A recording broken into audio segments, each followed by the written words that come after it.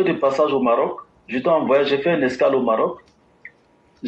Pour vous montrer à quel point, quand tu vas dans d'autres pays, là, à quel point les gens entre eux-mêmes, ils s'aiment. J'étais en salle d'embarquement. J'ai une dame, je ne sais pas si elle était nigérienne ou tchadienne, là, avec ses enfants. Hein. La dame était là.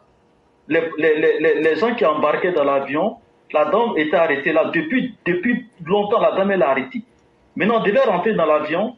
Ils disent à la dame, elle n'est qu'à se mettre à côté. Et après ça, il y a une famille marocaine qui est venue avec leurs enfants. Même chose comme la dame tchadienne là, ou elle nigérienne, je ne sais plus. Peau noire. Donc, ils ont mis la dame tchadienne de côté avec ses enfants. La famille marocaine vient avec leurs enfants. Ils disent que la famille marocaine n'est pas passée. Mais là, moi, j'étais remonté. Je me suis levé. Je suis parti trouver les corps habillés marocains, là, ceux qui embarquent là. Je leur ai dit ce que je pensais. Quand j'ai commencé à Djafoul, là, ils ont laissé passer la dame tchadienne, là. Vous voyez, quand tu vas dans d'autres pays, les gens, ils s'aiment entre eux. Quand on s'aime entre nous, on est solidaire entre nous, le pays va loin. On a vu l'exemple de la canne, là. Quand il y a eu la canne, là, tous les Ivoiriens étaient devenus un, sauf les sorciers, qui voulaient qu'on perde. Mais on s'est mis ensemble, on a soutenu les éléphants, on a prié pour les éléphants, mais on allait de l'avant, on a eu la coupe.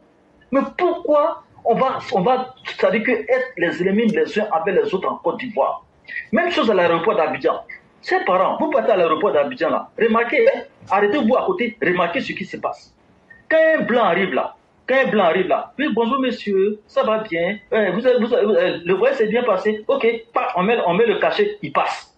Mais toi, tu es un Ivoirien là, il faut donner tes passeports, tu vas voir comment on va t'accueillir.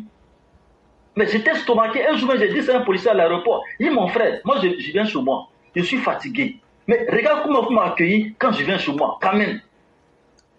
Donc, il faut qu'on apprenne à s'aimer les uns avec les autres pour que le pays aille de l'avant. Pour terminer sur ce point, j'aimerais aussi en appeler à nos concitoyens d'apprendre à connaître leurs droits.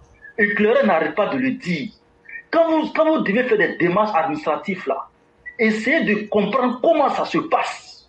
Et puis, essayez de vous assurer qu'on respecte vos droits. Mais si vous n'apprenez pas à bien faire vos papiers, là, à connaître vos droits, mais n'importe qui peut passer par derrière pour faire du mal. Mais où nous sommes là, en 2024, on est au 21e siècle. La façon la Côte d'Ivoire est en train de partir là. Mais si vous avez un bien, vous avez un terrain, vous avez une maison, vous avez quelque chose où vous habitez là. Mais si vous ne prenez pas le temps de vous assurer que vous avez tout ce qu'il faut sur le plan légal, mais ne soyez pas étonnés que demain vous venez vous chasser ses parents. Non, ne restez pas comme ça. C'est pas au marché d'Adjamé, qu'on appelle ça, marché au bourreau là, que vous allez partir. C'est pas comme ça au marché au bourreau là. Non, s'il vous plaît, apprenez à connaître vos droits. Apprenez à faire correctement vos dossiers administratifs. Comme ça, si quelqu'un vient pour vous apporter n'importe quoi, mais il sait qu'il ne peut pas chier sur toi. Donc, c'est ce que je voudrais prendre pour ajouter pour que vraiment on fasse attention sur ce point-là. Je vais aller sur le cas de Soro. Soro Guillaume. Subhanallah. Ce que je vais vous dire là, c'est quoi, Soro Guillaume? Toi, tu viens d'arriver, hein. Tu viens d'arriver dans ton affaire de combat avec Alassane Ouattara là. Bonne arrivée. Je te dis, bonne arrivée. Avant que tu ne viennes dans ce combat-là, il y a des gens qui ont fait le combat contre le président Addo avant toi. Il faut leur demander d'abord comment ça s'est passé là. Après, ils vont te dire. Si tu as fait parler avec quelqu'un là, va demander à une autre personne qui a fait parler avec la personne. La personne va te dire, ah, lui là, si tu donnes un coup de poing là, ça va pas, hein. Ils vont te dire ça. Demande à Babo. Babo a fait son temps. Comment Babo s'est terminé? Il a fait jusqu'à... Il est tombé par terre. Guy Robert est venu. Il a fait jusqu'à... Lui, il est tombé par terre. Dédié aussi, il a commencé... Il a fait jusqu'à... Il est tombé par terre. Sans compter les gens qui étaient proches de lui qui l'ont trahi. Eux tous ils ont fini comment? Mais toi, tu te lèves un matin, tu essaies de prendre le président comme ton adversaire. Ton papa, même Babo, qui n'a pas pu faire quelque chose, c'est toi qui as fait quoi? Mais si tu n'es pas maudit là, comment on va appeler ça? Moi, je me bats avec quelqu'un. Mais je vois que lui avec qui je veux me battre, il a frappé mon papa. Il a frappé des gens qui sont plus grands que moi. Mais il faut être malade pour s'apprendre à cette personne-là. Mais voyons donc, c'est un dirigeant du monde, en fait, que tu veux combattre là. Quelqu'un qui est dirigeant du monde, tu as fait quoi contre lui? Tu perds ton temps, si ce n'est pas malédiction, c'est quoi? Donc vraiment, pour lui là, moi je ne sais pas. En tout cas, si c'est malédiction qui est sur lui, quelle malédiction n'est qu'à rester sur lui? Parce qu'il a fait trop de mal dans ce pays-là. Un autre point, j'essaie de résumer, grand frère, parce que je ne vais pas prendre trop le temps. J'aimerais m'adresser aux Maliens. Vous les Maliens là, quand vous disiez que la Côte d'Ivoire n'est pas votre ennemi là, Voici une autre preuve qui est sortie encore. Il y a eu une interview du directeur de l'aéroport de Bamako. Le directeur de l'aéroport de Bamako a fait un aveu. Allez-y l'écouter. Par rapport au manque de kérosène. Il n'y a pas de kérosène à l'aéroport de Bamako, il n'y en a pas. Mais le monsieur, dans son entrevue, il a dit qu'il y a des kérosènes qui viennent de Côte d'Ivoire. Il a dit ça à peine voilé. Il a dit aussi qu'ils vont négocier avec Dakar aussi. Mais si Sénégal, et puis Abidjan, Côte d'Ivoire étaient vos ennemis là, est-ce que nous, on va vous donner kérosène pour que vous mettez ça dans les avions, pour que les gens voyagent? Bon sang. On n'est pas vos ennemis. Nos dirigeants en Côte d'Ivoire aident vos dirigeants, mais en cachet, mais ils ne vous disent pas ça. Donc, nous ne sommes pas vos ennemis en Côte d'Ivoire. Que ce soit le Mali, le Niger, le Burkina, la Côte d'Ivoire, la CEDEAO n'est pas vos ennemis. Vos ennemis, c'est vos militaires qui sont au pouvoir, qui ne peuvent rien foutre, et puis qui sont en train de mettre la faute aux autres. Donc, ça, c'est ce que j'aimerais prendre pour les répondre. Donc, pour terminer, Tidjam Thiam, chers parents, Tidjam Thiam là, quand il y a un coup d'état de 99, on n'arrête pas de le dire, on va répéter. Il y a un coup d'état de 99 là, il est parti. Tout le temps qu'il a fait en dehors de la Côte d'Ivoire là, chers parents, est-ce qu'il a pensé en nous? Ces 2 jours-là, on le voit, il est au lycée classique, il s'est fait les gentils, il est dans telle réception, il est ici, il est là. Il fait comme s'il vous aime. Mais chers parents, lui là, c'est un crocodile qui dort. Crocodile qui dort là. Tu vas essayer de rentrer dans l'eau que tu vas nager là. Mais quand il va ouvrir sa bouche pour te manger là, tu vas savoir qu'il n'est pas quelqu'un de gentil. C'est un crocodile qui dort. Il essaie de nous berner. Mais si on fait l'erreur de lui faire confiance là, quand il va ouvrir sa bouche là, quand on va voir ses crocs là, là on va dire que lui là, c'est pas quelqu'un de gentil. Quelqu'un qui a quitté en 99, il est parti, il a fait son temps, il a fait tout là-bas, il n'a pas pensé à nous les Ivoiriens, et là il vient, il s'est fait les gentils, il est ici, il soutient les gens ici, mais ne vous laissez pas avoir, chers parents, s'il vous plaît. Lui qu'on connaît, c'est Ado, qui a montré depuis le temps d'Oufoué qu'il peut nous aider. C'est lui qu'on connaît. Et si le président Ado veut partir, ou le jour qui va partir là, lui qui va désigner qu'on doit suivre là, c'est lui qu'on va suivre. Les gens à côté là, l'extérieur là, on n'est pas dedans. On veut les gens qu'on nous montre qu'on va suivre. Donc, c'était tout pour aujourd'hui. Merci. Bonne journée. Merci infiniment pour tout ce que vous avez dit. Merci encore d'avoir été en train des uns et des autres. Il y a un adage qui dit que c'est en moment de difficulté que l'on connaît ses meilleurs amis. Et je crois que c'est par cela que je vais terminer pour dire aux Ivoiriens, Alassane Ouattara a toujours été vous avec des moments de difficulté, mais vous a toujours transformé la difficulté en bonheur. Il est mieux de continuer avec une telle personne. Ces autres politiciens-là ne peuvent rien prouver de nouveau qu'on ait vu sous le soleil. Soyons juste prudents. Quant aux Maliens et autres, mais le Niger est plein de pétrole. Le Niger, ils ont le pétrole. C'est là que vous vous rendez compte que l'intelligence humaine, quand on explique que c'est aujourd'hui le cerveau qui est la première ressource qu'il faut développer et cultiver. Bon, tout le pétrole du Niger, tout là. Mais donc, quand ils prennent là-bas, ils vont enlever kérosène dedans. Ils n'ont qu'à vendre leur uranium, là, ils vont payer maintenant chose. Et l'or du Mali, là, ils n'ont qu'à vendre et puis ils vont payer maintenant. Et la Russie, elle ne peut pas aussi leur donner du kérosène. C'est là que vous allez comprendre que la qualité des partenaires que vous vous donnez, la qualité des dirigeants que vous vous donnez, c'est ce qui va condamner votre pays. Vraiment, merci beaucoup, cher frère, d'avoir évoqué ces points-là. Et en tout cas, pour nous, que Dieu bénisse la Côte d'Ivoire et que Dieu protège les Ivoiriens. Ok, merci beaucoup. Merci et excellente journée à vous.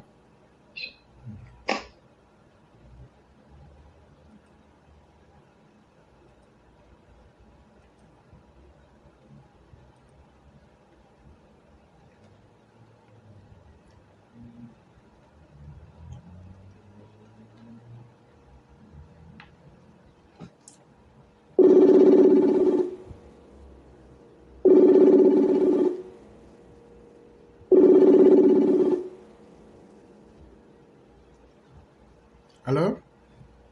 Oui, bonsoir éclaireur. Bonsoir, chère mère, comment allez-vous? Je vais bien, merci. Et vous? Oui, grâce à Dieu, tout va pour le mieux. Ça va, vous m'entendez très bien? Oui, on vous entend parfaitement. Ok, merci. Merci de me donner la parole. Je salue tout le monde. Alors, éclaireur, on va pas se priver de parler de Soro, parce qu'il faut que je donne mon point de vue sur Soro et son appel incessant au président Ouattara parce qu'apparemment Soro, il revient à la charge. Après avoir contacté le président Ouattara en mars, je crois, Soro se manifeste à nouveau et cette fois-ci, comme il a envie d'avoir la compassion du président Ouattara, alors il lui parle de son état de santé. Ok, ce n'est pas un problème parce que le président Ouattara, un bon père de famille, parce que le président Ouattara étant dans une dimension spirituelle, il est à l'écoute, donc il prend l'appel de Soro et il lui propose d'ailleurs pour avoir des soins de qualité, de se tourner vers le Niger où il réside. Et en plus, il mentionne son lieu de résidence. Donc, Soro, on lui propose de voir avec Tiani, pour se soigner, mais Soro, là encore, il pose des conditions et il a envie d'aller plutôt vers le président du Congo, Sassou Nguesso. Soro Diom, il faudrait que tu arrêtes d'être orgueilleux parce que tu es imbu de ta personne.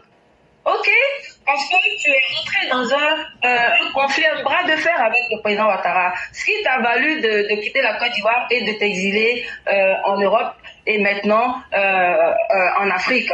Donc, Soro Diom, tu dois être modeste, tu dois être humble. Si tu veux que tes doléances soient prises en compte. Parce que le président Ouattara, il ne va pas passer son temps à prendre tes appels. Quand on sait que tu es dans des velléités de coup d'État, puisque tu es allé te lier d'amitié avec les présidents putschistes de l'AES, on t'a vu être reçu par Ibe Kakao, on t'a vu au Niger. Et donc, nous, on dit que Soro, le serpent n'est pas encore mort. Tu as une capacité de nuisance qui fait que nous, on ne va pas se laisser berner. Le président Ouattara ne doit pas tomber dans ton jeu parce que on sait où tu veux en venir. Donc, Soro Diom, si le président Ouattara te fait la proposition de peut-être de prendre en charge tes soins, pour soigner ta pathologie et que toi, tu ne voudrais pas et que tu préfères plutôt lui faire part de ce que tu veux, eh ben, on va pas céder à tes caprices. Voilà. Donc, moi, je demande au président Ouattara d'être très vigilant. D'être très vigilant parce que il ne doit pas se laisser avoir par Soro qui voudrait peut-être essayer de rentrer en Côte d'Ivoire par toute cette stratégie. Par toute cette stratégie, excusez-moi.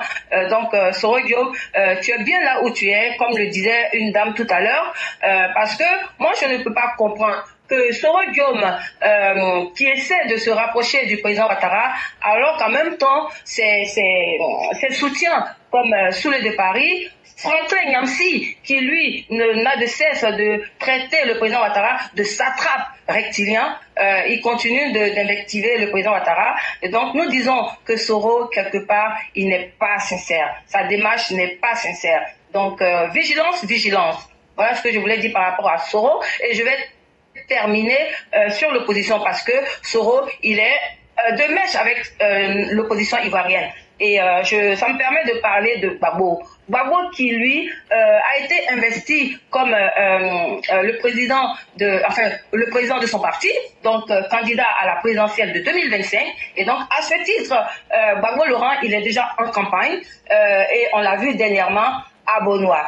Et Gbagbo qui nous dit qu'il voudrait briguer la présidentielle, il voudrait redevenir président, et donc pour cela, il faut qu'il arrive à battre le gouvernement qui est là en place. En fait, avec Gbagbo, c'est pousse-toi que je m'installe. Oui, effectivement, le président Ouattara a balisé le chemin. Le président Ouattara a mis la Côte d'Ivoire sur un piédestal. Donc, il faudrait que ces voyous, ces bras cassés, ces opposants toxiques viennent pour s'installer et continuent de piller les deniers publics.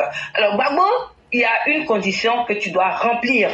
Tu dois d'abord négocier ton inscription, excusez-moi, je suis tellement énervée que j'en perds mon latin. Tu dois d'abord négocier ton inscription sur la liste électorale avant de prétendre à quoi que ce soit.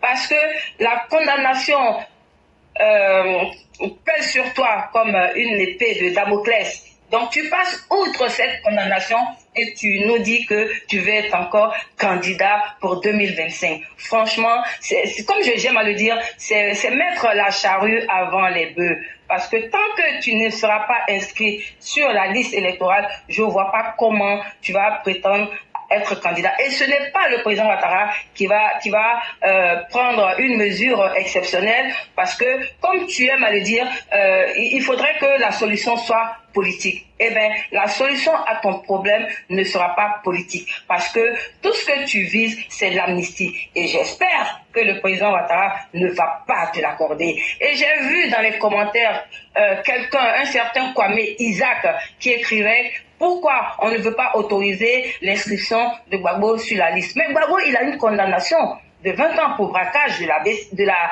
BCAO. Voilà pourquoi il ne sera pas sur la liste, parce qu'il fait l'objet de privation de ses droits civiques.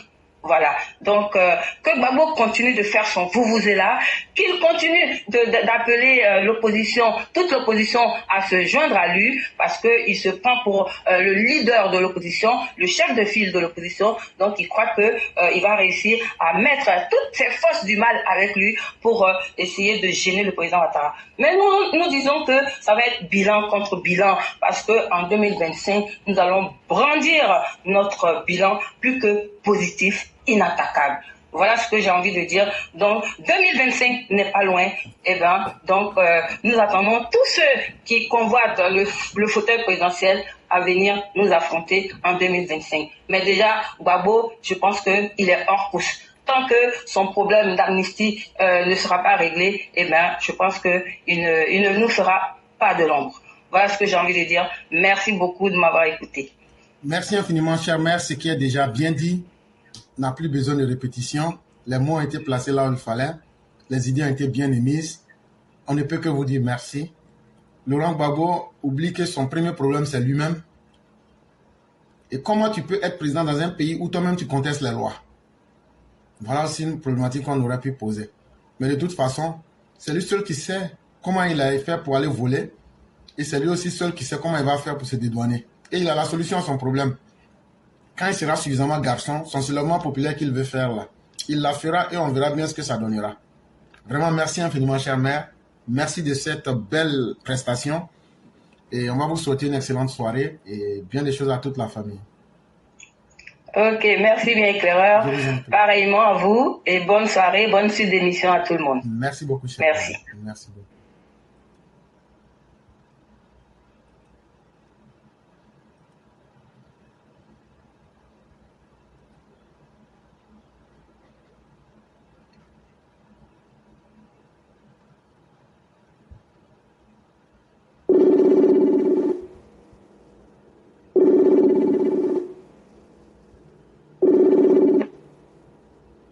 Bonsoir, cher maire. Allô? Oui, bon. Ça va, c'est bon? Oui, ça va. Comment allez-vous? Je vais très bien, merci. Ok. Bonsoir à vous et bonsoir à tous. Merci à Mère Fiola qui vient de passer et tous les précédents intervenants. Éclaireur, moi je veux poser une autre préoccupation qui est celle de, comment dire ça, des produits de mer. Je fais allusion à ce ministre-là qui est le ministre des Halieutiques et autres. Je mangeais, je vais le dire, j'étais en train de manger des produits vivriers qu'on m'a rapporté d'Abidjan, que parmi lesquels il y avait des crabes. Mais éclaireur, les crabes sont des bébés crabes en fait. Et c'est quand on va sur le marché aujourd'hui, il y a que ces tailles de crabes là qu'on trouve. Les gros crabes de l'époque qui étaient existants, ça, voilà, on les trouve plus parce qu'il y a eu la surpêche. Et quand on a un ministère dans ce domaine-là, je pense pas que on puisse, enfin, je comprends pas qu'on en arrive là. Que fait ce ministère pour surveiller la pêche en quelque sorte?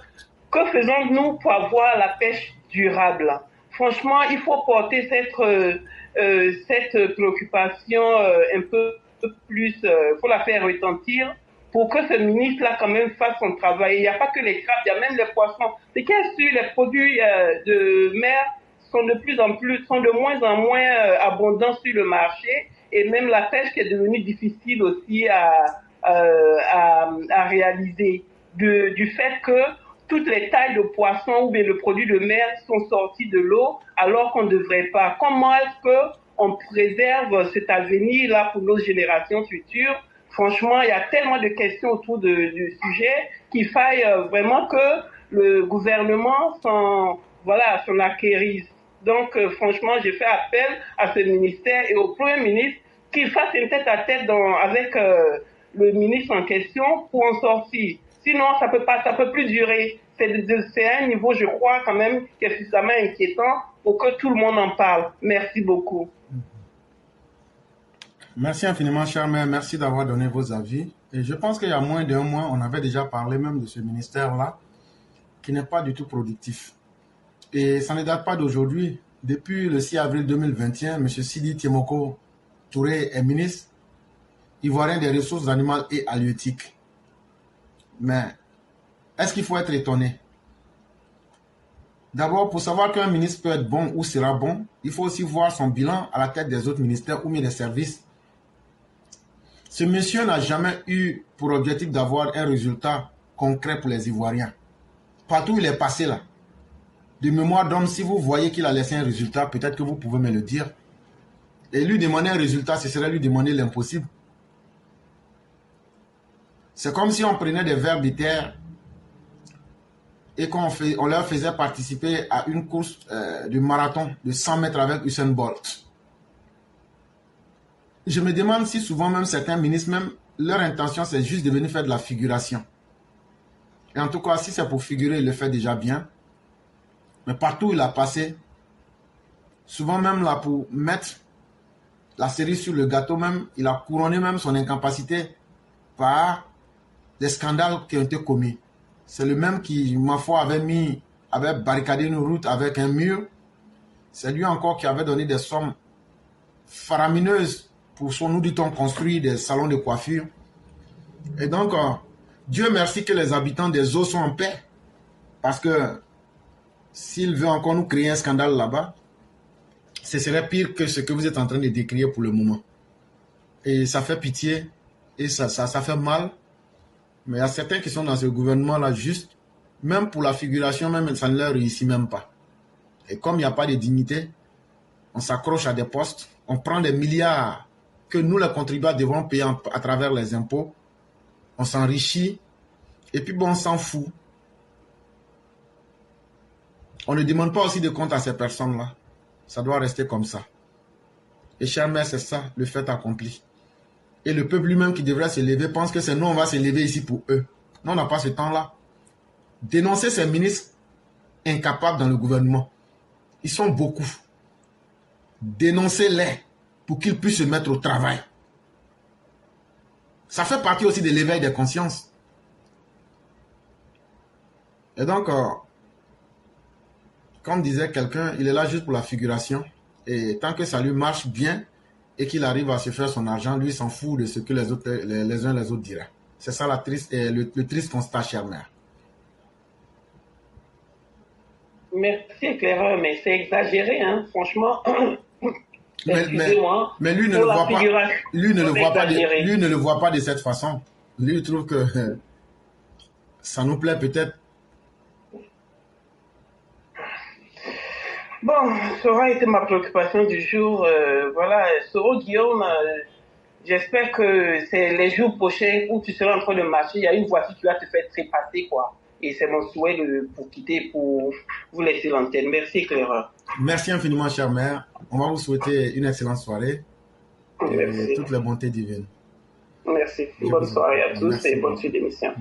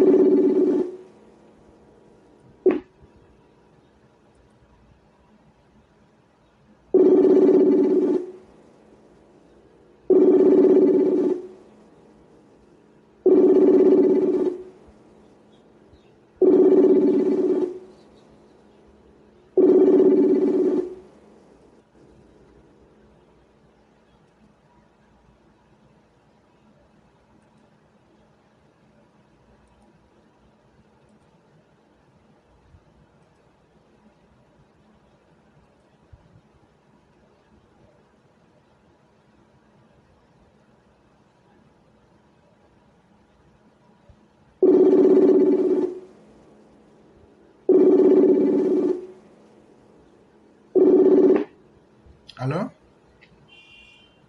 Alors? Oui, allô? Bonjour, chère mère, comment allez-vous? Bonsoir, je vais bien et vous? Dieu merci, tout va très bien. Ah, Dieu merci, alhamdoulilah. Donc, on va vous laisser vos 10 minutes. Oh, ok, merci beaucoup de me donner la parole. Je salue tout le monde, j'espère que vous allez tous bien. Voilà. Ok. Voilà. Donc, je vais commencer par parler de la souffrance que les Africains vivent voilà, dans les pays arabes. En fait, comme je suis ivoirienne, donc je vais parler de des Ivoiriens. Voilà. Donc, quand je regarde tout ça et puis je réfléchis, j'ai l'impression que en fait, les Ivoiriens aiment la souffrance en fait. Voilà, parce que prendre un montant de souvent ils peuvent prendre 2 millions, 3 millions pour aller voilà et se mettre dans qu'on appelle dans ils vont prendre le chemin comme ça sans savoir comment ils vont faire pour arriver là-bas. En plus avec la sensibilisation que nous faisons tous les jours, comme on appelle là, partout. Et voilà, ils peuvent pas dire qu'ils ne savent pas ça. En fait, ils sont là et tant qu'ils n'ont pas, ils sont là, ils sont tranquilles. En fait, ça les plaît pas. C'est comme si y a quelque chose qui les grattait en fait quoi. Il faut qu'ils partent dans la souffrance, il faut qu'ils partent dans l'enfer. Hein? Prendre 2 millions, 3 millions, ou avec ce montant-là, on peut faire beaucoup de choses en Côte d'Ivoire. Vous avez la chance d'être dans un pays où il suffit d'acheter 2-3 choses, tu t'assois devant la porte, tu vends. T'as pas besoin même de payer souvent même des tasses pour ça. Tu vends et si tu as eu ton 500 francs par jour, tu manges. Au moins tu es tranquille, tu es chez toi. Vous ne faites pas ça. Vous prenez des grosses sommes. Vous partez donner aux marchands de sommeil. Comment on appelle, les vendeurs comment on appelle, de marchands de sommeil, on va dire, et après, et vous êtes étonné qu'on vous fasse souffrir dans ces pays-là. Ça fait plusieurs fois qu'on le dit. Hein? Vous faites exprès ou quoi? Hein? C'est pas normal de prendre la route comme ça. Vous allez traverser la route, comment on appelle, le désert et tout ce qui va avec. Après, vous allez monter sur les bateaux de fortune et puis les embarcations de fortune. Après encore, allez combattre aussi la mer. Et après, même souvent, même les gens même vont les tuer en plus souvent quand voilà, parce que tellement qu'ils en ont marre, souvent même ils abattent les gens sur l'eau. Et ça, ils ne le disent pas. Hein? C'est pas normal. Comment vous pouvez aller mettre votre vie en danger comme ça pour rien? Et en plus, vous payez très cher. Est-ce que ça vaut la peine?